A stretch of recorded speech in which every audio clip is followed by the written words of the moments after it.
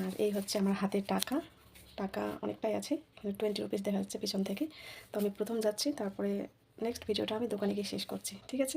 তো দোকানে পৌঁছে আমি সবার প্রথমে গেলাম সবজির কাউন্টারে, আর সেখানটায় গিয়ে আমি দেখতে পেলাম চিচিঙ্গা। তো চিচিঙ্গাগুলো আমি দেখে দেখে নিচ্ছিলাম, কারণ এগুলো অনেক বাসি লাগছিল, মনে হয় অনেক দিন আগেই এসে ফ্রিজে রাখা হয়েছে। তো এখান থেকে আমি যেটুকু ফ্রেশ পাওয়া যায় সেটা আর কি খোঁজার চেষ্টা করতেছি। তো এখান থেকে আমি ছোট ছোট দুটো চিচিঙ্গা নেওয়ার পরে আমি দেখতে পেলাম এই যে লেবুগুলো। এই লেবুগুলোর নাম আমি সঠিকটা বলতে পারবো না, কিন্তু এগুলো অনেক রাসিলা আর হচ্ছে সুগন্ধি হয়, মানে খুব সুন্দর একটা স্মেল থাকে।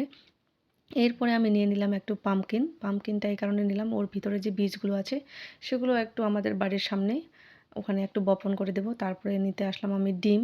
এখানে 2 ধরনের ডিম ছিল, ব্রাউন আর হচ্ছে হোয়াইট। হোয়াইট কালারের ডিমগুলো আমি ছেড়ে দিলাম, কারণ এগুলো দেখতে খুবই আর্টিফিশিয়াল লাগতেছিল, আর আমি ব্রাউন কালারেরটা চুজ করে নিলাম। তো এই হচ্ছে আমার আজকের শপিং। Bye bye.